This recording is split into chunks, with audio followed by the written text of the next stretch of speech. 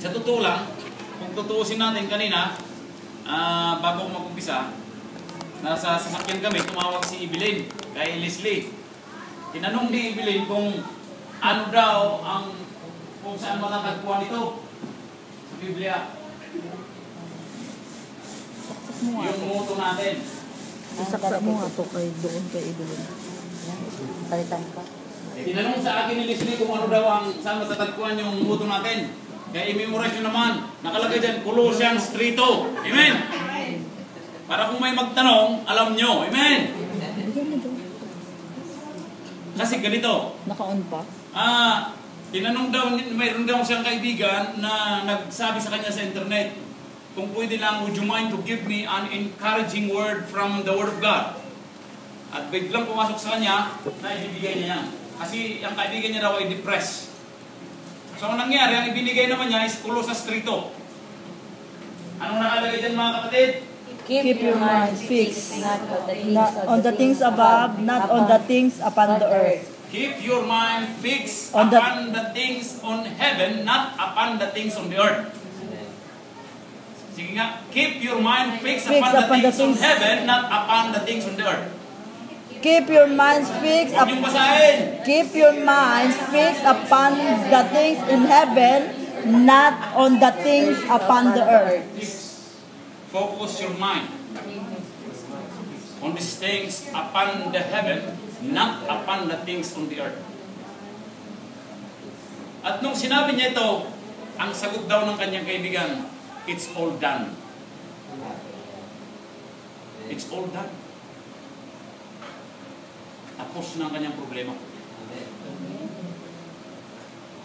By this verse alone, sana kung may problema kayong pumasok sa loob ng tahanan ng Panginoong Diyos, hindi naman ang spiritual life yung problema eh.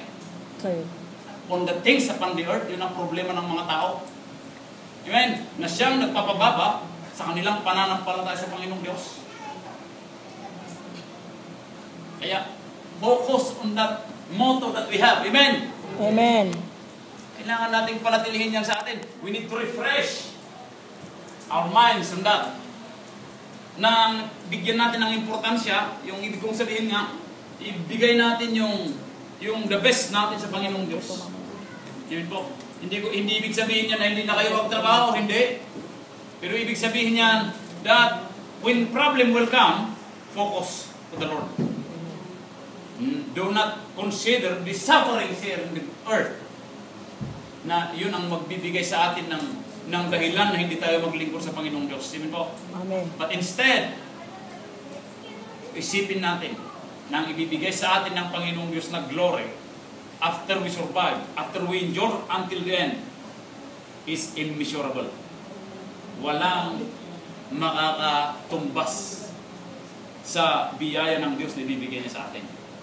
Amen po? Kaya, mga kapatid, kung titingnan natin mabuti, that's the reason why yung itinuro kanina sa Bible study, nung past week, ay salamat pala pa sa ginamit ng Panginoong Diyos last week, sa mga ginamit ng Panginoong last week, at patuloy na ginagamit ng Panginoong Diyos, which I thank you very much, and I salute you. Amen? Ganyan ang church, kahit wala yung pastor, kaya niyong tumayo. Amen po? Amen. Ang church talaga ay kumplito. Kumplito ang church. May gagamitin ng Panginoon at ginagamit niya kayong lahat. Alam niyo, nung pagpunta ko sa Minorca, mga kapatid, gusto ko lang i-share, sa Minorca, sila umiiyak. Because they really need a pastor. They want to have a pastor. But I tell them, the reason why you have no pastor is that God is training you. Tinitrain kayo ng Panginoong Diyos. Dahil ang Panginoong Diyos kasi, gusto niya na maging matibay kayo. Okay? But true, we need to pray for them. We need to pray for them because they need workers. We need workers because the harvest is plenty but the workers are few. Okay? So we need for more workers that God will send. Hindi yung ipapadala ng tao, kundi ang ipapadala ng ating Panginoong Diyos. Amen po? Kasi kung ipinadala lang ng tao, magkakamali yan.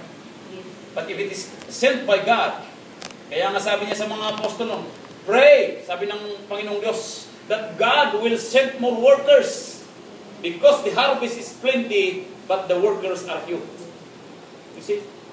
Hindi sinabi ng Panginoong Diyos na, oh, I will send you, I will send you. Sabi niya pa ng Panginoon, but pray that God will send more workers.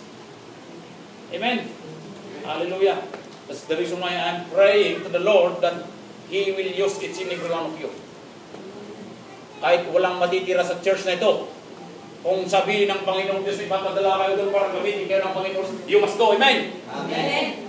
That's for the glory of the Lord. Huwag niyong isipin yung mga pamilya niyo, ay paano yung anak ko dyan, walang makakain.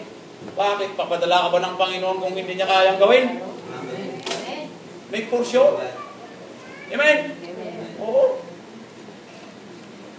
Pero alam ng Panginoong Diyos, hindi ka papadala sa malayo kung nandyan yung anak mo malilit pa dahil gagamitin ka doon mismo sa lugar na yun. Di ba?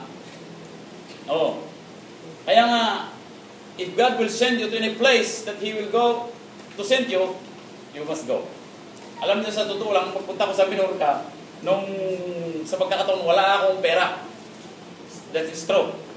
Sabi ko, well, sabi nila, we will send your fare. Yung pamasahe ko. So, bahala kayo, Pastor. If that's God's will, so be it. Because I do not want to go really there that they will send me, not God. Because if they will send me only for the purpose that there will be a representative, it's not good. But if God will send me there, I know God will move. God will work. That's the reason why I always resist. But the thing is, nung ipinadala nila yung 120 muna, sabi ko wala pa yung 250. So sabi ko, Lord, salamat, hindi ba tutulog? Kasi ang pagpupunta doon sa mga places na ganyan ay hindi basta-basta naman. You need to be prepared. What I mean is that you need to be in the focus. You know? Kailangan pagpunta mo doon, sisiguraduhin mo na ang sasabihin mo doon ay nanggagaling sa Panginoong Diyos. So kung wala kang focus, it's hard. Sayang yung pagpunta mo. Kaya nung pumunta ako doon, nangyari nga na nakumpleto yung pamasahe ko na 370, pinadala lahat ng mga mahal nating pastor. Yung pamasahe natin pumunta doon.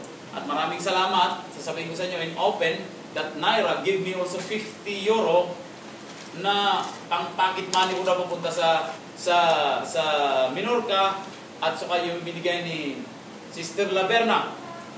And you need to broadcast. But ikaw kasi, temptation ka rin eh. You know, don't ever act. Just listen.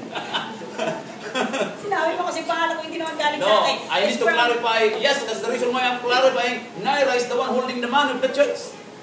And that's the reason why he gave me 50 euro from the church. Amen. Okay. Amen. Baka sasabihin nila galing sa akin, it's not true. From the church. So I think it's in every one of you. Amen. Kaya yung sinabi nyo kanina, yung pera ng church ay nagagamit para sa ikalalago ng salita ng Panginoong Diyos. And God will bless you more in that case. Amen po?